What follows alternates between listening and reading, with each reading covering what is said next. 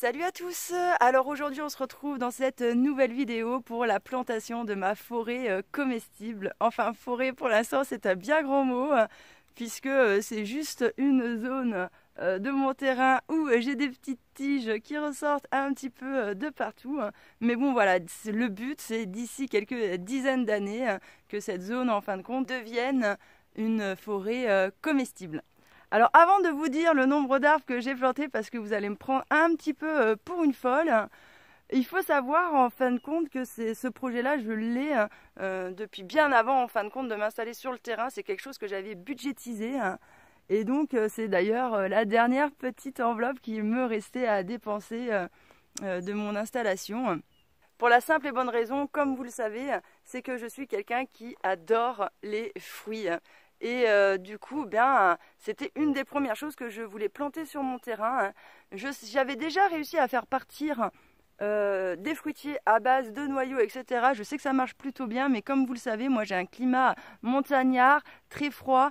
Et trouver des variétés qui s'adaptent vraiment chez moi correctement, c'est un peu compliqué. Et comme je n'y connais rien, lancer des noyaux sans trop savoir d'où ça vient, sur quoi ça a été greffé, ni quoi que ce soit, c'est un peu compliqué. Et puis en plus de ça, le temps que ça pousse, le temps que ça mette à fruits, bon bref, j'avais pas envie d'attendre 50 ans pour manger mes premiers fruits quoi. Donc je me suis dit, je vais arriver sur mon terrain, je vais tout planter d'un coup. Et donc il se trouve que quand je suis arrivée sur mon terrain la première année, le temps que je construis toute mon habitation et tout ça, en plus la yourte, ça avait pris du retard. Après le mauvais temps s'y est mis, on n'avait pas pu la monter. Bon bref, j'ai pas eu le temps de m'en occuper. Mais bon voilà, cette année j'étais opérationnelle et je savais que c'était good. Donc déjà je vais vous parler un petit peu de cette pépinière que j'avais repérée déjà depuis un moment. Donc c'est une pépinière qui est située dans ma région, elle est au Forez, et elle est spécialisée en fin de compte dans les arbres d'altitude qui vont de 600 à 1000 mètres d'altitude. Donc ça je trouvais génial. En plus elle est bio. En plus de ça, c'est un jeune qui fait ça et il fait partie d'une association du Forez pour la sauvegarde de la biodiversité, car il y a des fruitiers en fait endémiques de la région. Donc voilà, tout ça accumulé, je trouvais ça super cool.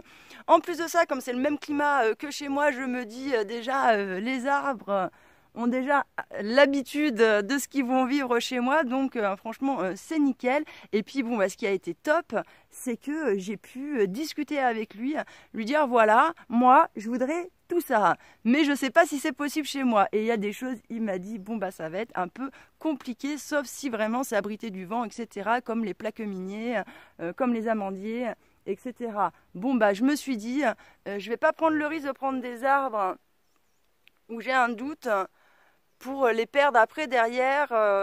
Maintenant que j'ai réfléchi, je sais exactement où est-ce que je pourrais les mettre d'ici quelques années. Mais bon voilà, pour l'instant, je me suis concentrée sur les arbres dont je suis sûre que normalement ils sont censés tous bien s'adapter à mon climat. Donc forcément il y a pommier, poire, coing, mirabelle, quetch, pêche blanche, pêche de vigne, j'ai des noyers, châtaigniers, cerisiers, bref. J'ai pas mal de trucs. Et donc voilà, ça m'a permis de voir avec lui directement, savoir lesquelles variétés aussi s'adapteraient au mieux chez moi. Et là, franchement, je me suis pas cassé la tête. Moi, de toute façon, j'adore un petit peu tous les fruits. Donc du coup, je lui ai donné la description de ce que je voulais chez les pommes, chez les poires, de ce que j'aimais bien. Et il m'a dit, je lui ai laissé faire sa petite sélection. Il m'a dit, ça c'est bon en fonction de mes goûts, etc. Donc voilà, tout ça c'est super cool. Donc du coup, pour l'occasion, j'ai loué une mini pelle parce que clairement faire autant de trous à la main, c'est même pas la peine. Et heureusement que je l'ai loué parce qu'il y a des endroits, j'avais de la caillasse, oh là là là là, c'était un truc de dingue quoi. Donc heureusement que j'avais la mini pelle. Je vous ai pas filmé le moment de la mini pelle pour la simple et bonne raison, c'est que j'ai un pote qui est venu m'aider parce que franchement, moi j'avais trop le trac quoi, j'ai jamais conduit une mini pelle, il aurait déjà fallu que je prenne du temps pour la prendre en main. Et franchement, comme j'avais loué la mini pelle, j'avais pas envie de perdre du temps, je savais pas combien de temps on allait mettre pour creuser tous les trous, donc je voulais la rentabiliser au maximum. Donc du coup je l'ai appelé, puis en plus moi j'étais un peu stressée, la machine ça tangue dans tous les sens, je me suis dit oh là là, mais moi je voulais pas la casser, le bordel ça m'aurait coûté sinon une fortune après derrière, donc du coup voilà, j'ai laissé ça à mon pote qui lui, alors il s'est éclaté hein, toute la journée avec la machine, j'ai même dû le calmer à un moment donné, oh, le mec il voulait me retourner tout le terrain tellement il était à fond de balle quoi. Enfin bon il m'a fait trop rire.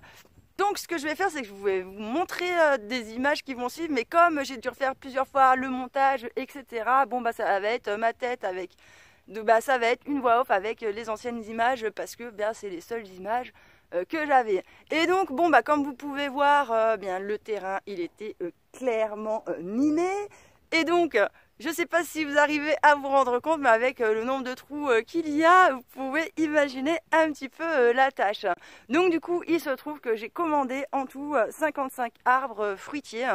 Ce que j'ai fait, comme j'en avais beaucoup et puis ça prend du temps à planter, et bien dans ma petite serre, j'ai la baignoire, je l'ai remplie d'eau et donc du coup ça m'a permis de pouvoir stocker mes fruitiers à l'intérieur. Et en plus de ça, ils étaient aussi protégés du gel, etc. Alors, pour la petite histoire, ce qu'il faut savoir, c'est que quand même, j'ai été chercher le mardi 5 mes arbres à la pépinière. Et j'étais plutôt assez optimiste. Je me suis dit, je vais aller à la pépinière, je récupère mes arbres, je reviens, bim, je vais avoir le temps d'en planter quelques-uns. Bon, bah clairement, dans la réalité, ça s'est pas tout à fait passé comme ça. Déjà, j'ai mis 1000 ans pour aller à la pépinière et 1000 ans pour revenir, quoi. Parce que clairement, c'est la route, mais la route... J'avais jamais vu une route pareille, quoi. Franchement, laisse tomber, quoi. Voilà, déjà, je suis rentrée, c'était le début d'après-midi, le temps que je m'installe, je me mette opérationnel. Après le premier trou, j'ai dû mettre, je sais pas, moi, 45 minutes le bordel à le reboucher. Hein. Bah, parce qu'il a fallu que je trouve les bons outils, etc. Enfin, bon, bref, c'est quand même pas si simple, surtout qu'en plus, j'avais jamais planté d'arbres fruitiers, hein, donc voilà. Et donc, bon, après, j'ai eu le temps d'en planter deux autres, et puis la journée était déjà terminée, quoi. Donc, bah, je me suis dit, la vache, je pensais pas que planter un arbre, ça prendrait autant de temps. Pourtant, quand j'ai fait ma serre, là, j'ai dû faire des tranchées, hein, énormes, hein. Et donc, bon, bah, je les ai rebouchées, donc je sais bien le taf que c'est, mais je sais pas. Je sais pas... J'avais l'impression que je mettrais moins de temps que ça. Bref, du coup, entre les endroits qui étaient très caillouteux, les trous là, je mettais à peu près une demi-heure, voire 40 minutes à les reboucher. Par contre, les endroits où la terre elle est hyper meuble, en 20 minutes, le trou il est bouché, arrosé, paillé. Donc on va dire en gros, il faut compter une demi-heure par arbre. Donc du coup, mercredi, j'ai planté une dizaine d'arbres. Et là, vous allez voir un petit peu les images de ce que ça donne déjà... au mercredi, une fois que ces 10 arbres ont été plantés. Jeudi, j'ai planté 15 arbres. Je vous explique même pas, à la fin, j'étais morte. Je sentais des muscles dans mon dos que je ne soupçonnais même pas. Et pourtant, j'étais quelqu'un qui a fait beaucoup de sport. Hein. Donc voilà. Mais là, en plus, je sentais des muscles ensemble que justement, dans le sport, on n'a pas trop l'habitude de sentir ensemble. Donc bon, bref... ça a été quand même un sacré truc. Vendredi, j'ai replanté pareil 14 arbres et samedi, je crois qu'il m'en restait 12 ou 13 ou 14, quoi, je sais plus. J'ai planté le reste, donc franchement ça a été une semaine hyper intensive pour moi et franchement à la base mes arbres fruitiers ne devaient pas arriver si tôt. Normalement ils étaient censés arriver mi-novembre, mais en fait le gars il m'a appelé le lundi 4 là et il me dit bon bah si tu veux tes arbres ils sont prêts demain matin quoi, tu peux venir les chercher. Je me suis dit bah nickel, et dites-vous bien que heureusement quoi, parce que là le gel est sévèrement arrivé depuis, puisqu'il a commencé, j'étais déjà en train de planter les arbres puisque c'était entre jeudi et vendredi de la semaine dernière, et que bien déjà un matin j'ai dû attendre, ça avait tellement gelé que j'ai dû attendre que la terre elle dégèle pour pouvoir recommencer à boucher les trous. Et là ils annoncent clairement énormément de froid et puis la neige qui arrive. Donc en plus, une fois que la neige, des fois, elle commence à se lancer, on n'est jamais sûr de combien de temps elle va rester. Donc du coup, je suis quand même hyper contente d'avoir pu faire ce job avant. Bon, bah maintenant on va passer un petit peu à la plantation de ces arbres fruitiers. Je vais vous en montrer un que j'ai filmé, après une fois qu'on a bouché un premier trou. C'est un peu pareil pour tous. Et puis voilà. Alors ce que je vais commencer par faire, c'est regarder la terre qu'il faut que je rajoute pour que le point de greffe en fait soit au-dessus du niveau de la terre.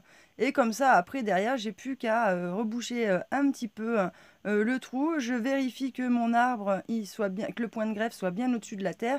Et donc après, je mets un tuteur et je le fixe, ce qui me permet de pouvoir remplir mon trou tranquillement. On peut voir que je mets une espèce de petite poudre. Il se trouve en fin de compte que c'est du tourteau de ricin. Alors j'en mets déjà pour la simple et bonne raison que ça va apporter pas mal d'éléments à ma terre. Et en plus de ça, eh bien j'espère que ça va faire fuir les campagnols et qui viendront pas bouffer toutes mes racines, notamment ceux des pommiers dont ils raffolent par-dessus tout. Et aussi ce qu'il faut savoir, donc comme il m'a resté un petit peu de fumier de cheval qui est bien composté, dans les endroits de mon terrain qui étaient très caillouteux, en fin de compte j'ai mis aussi, en plus du tourteau de ricin, du fumier, histoire d'être sûr que mes arbres auront quand même une bonne reprise.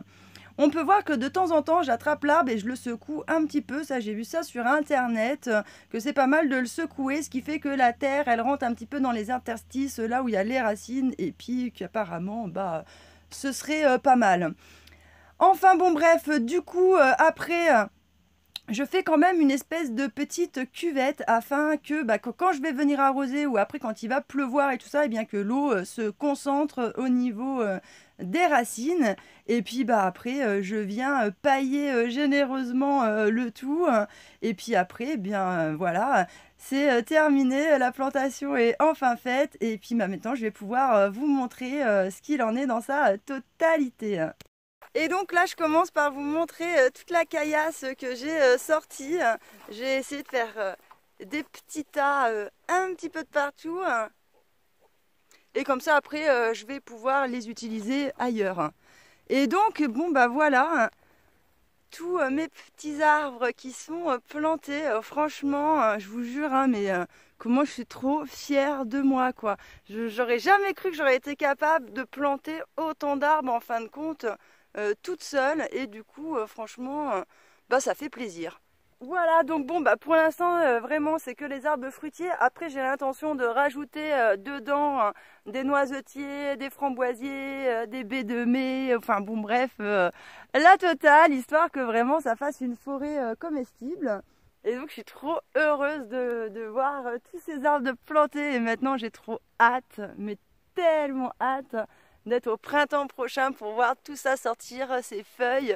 Et je croise les doigts pour pas avoir un hiver où j'ai des -20 ou -25, parce que ça me fait un petit peu peur. J'ai l'impression que cet hiver, on va avoir un hiver hyper rigoureux. Et je sais pas, les arbres, jusqu'à combien de gel en fait ils tiennent. Donc j'ai peur que si jamais ça gèle trop fort cet hiver, eh bien j'ai peur que les arbres y passent. Voilà, on verra comment l'histoire va se terminer. On suivra ça un petit peu ensemble. Bon, voilà, je pense que c'était tout pour cette vidéo. Là, je pense que j'ai réussi à faire court et à dire à peu près tout ce que je voulais dedans sans trop m'éparpiller ni rien. Je pense que j'ai été plutôt pas mal. Donc voilà, et bien écoutez, je vous remercie de m'avoir écouté. Je vous dis à bientôt dans une prochaine vidéo.